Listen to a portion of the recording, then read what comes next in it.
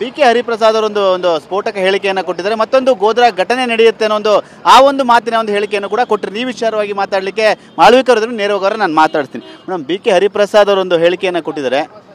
ಗೋಧ್ರಾ ಹತ್ಯಾಕಾಂಡ ಆ ರೀತಿಯಾದ ಒಂದು ಘಟನೆ ಮರುಕಳಿಸುತ್ತೆ ಅಂತ ಒಂದು ಮಾತಂತ ಹೇಳಿದ್ದಾರೆ.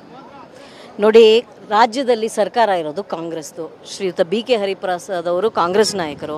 ಅವರು ಹೇಳಬೇಕು ಹಿಂದೂಗಳಿಗೆ ರಾಜ್ಯದಲ್ಲಿ ರಕ್ಷಣೆ ಇದೆಯಾ ಇಲ್ವಾ ಅನ್ನುವಂಥದ್ದು ಅವರೇ ವಿವರಿಸಬೇಕು. ಯಾಕೆಂದರೆ ರಾಜ್ಯ ಸರ್ಕಾರನೇ ಕಾನೂನು ಸುವ್ಯವಸ್ಥೆ ನೋಡೋದಲ್ವಾ.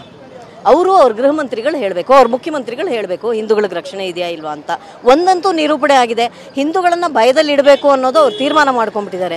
ಇಲ್ಲಾಂದರೆ 31 ವರ್ಷದ ಹಿಂದಿನ ಪ್ರಕರಣವನ್ನು ಹೊರಗೆ ತೆಗೆದು ನಮ್ಮ ಕರಸೇವಕರನ್ನ ಅವರು ಬಂಧಿಸುವಂತಹ ಈ ಕ್ರಮವನ್ನು ಯಾಕೆ ತೆಗೆದುಕೋಬೇಕಾಗಿತ್ತು ಅವರು? ಗೋಧ್ರಾ ಹತ್ಯಾಕಾಂಡ ಇದೆಯಲ್ಲ, ಆ ರೀತಿ ಒಂದು ಘಟನೆ ಸೃಷ್ಟಿ ಮಾಡುವಂಥ ಪ್ರಯತ್ನ ನಡೀತಿದೆ ಅಂತೇಳಿ ಒಂದು ರೀತಿ ಹೇಳಿಕೆಯನ್ನು ಕೊಟ್ಟಿದ್ದಾರೆ. ಇದೆಲ್ಲ ಬಹಳ ಬೇಜವಾಬ್ದಾರಿ ಹೇಳಿಕೆ. ಅಷ್ಟೊಂದು ಹಿರಿಯ ನಾಯಕರು ಸ್ವಲ್ಪ ಯೋಚನೆ ಮಾಡಿ ಹೇಳಬೇಕು ಅಂತ ಅನ್ಸುತ್ತೆ. ಜೊತೆಗೆ ನಾನು ಈಗಾಗಲೇ ಹೇಳಿದ ರಾಮಚಂದ್ರನ್ ಹಸು ಸಾಕಣೆ ಮಾಡಿ ಕೇವಲ 10 ಹಸುಗಳಿಂದ 18 ಲಕ್ಷ ಗಳಿಸ್ತಿದ್ದಾರೆ. ನೀವು ಕೂಡ ಅವರಿಂದ ಕಲಿಬೇಕಾ? ಅವ್ರ ಜೊತೆ ವಿಡಿಯೋ ಕಾಲ್ ನಲ್ಲಿ ಮಾತಾಡಬೇಕಾ? ಈಗಲೇ ಫ್ರೀಡಮ್ ಆಪ್ ಡೌನ್ಲೋಡ್ ಮಾಡಿ. ಹಾಗೆ ನಮ್ಮೆಲ್ಲರ ಸುರಕ್ಷತೆ ರಕ್ಷಣೆ ಅವ್ರ ಕೈಲಿದೆ. ರಾಜ್ಯ ಸರ್ಕಾರ ಅವ್ರದಲ್ವಾ, ಕಾನೂನು ಸುವ್ಯವಸ್ಥೆ ಅವ್ರು ಕಾಪಾಡಬೇಕು. ಸರ್ಕಾರ ರಕ್ಷಣೆ ಕೊಡಬೇಕು ರಾಮ ಭಕ್ತರ ಆ ಒಂದು ಕಾರ್ಯಕ್ರಮ ಹೋಗೋರಿಗೆ ಅಂತ ಹೇಳಿ ಸರ್ಕಾರ. ನೋಡ್ರಿ, ನೀವು ನನ್ನ ಬಾಯಲ್ಲಿ ಮಾತುಗಳನ್ನ ತುರುಕಬೇಡಿ. ಎಲ್ಲ ರಾಜ್ಯದ ಜನರ ರಕ್ಷಣೆ ಸುರಕ್ಷತೆ ಕಾಂಗ್ರೆಸ್ ಸರ್ಕಾರದ ಕೈಯಲ್ಲಿದೆ. ಅದು ಏನು ಹೇಳಲಿಕ್ಕೆ ಹೊರಟಿದ್ದಾರೆ ಅಂತ ಹರಿಪ್ರಸಾದ್ ಅವರ ಒಂದು ಹೇಳಿಕೆ ಅವ್ರನ್ನೇ ಕೇಳಬೇಕು ನೀವು.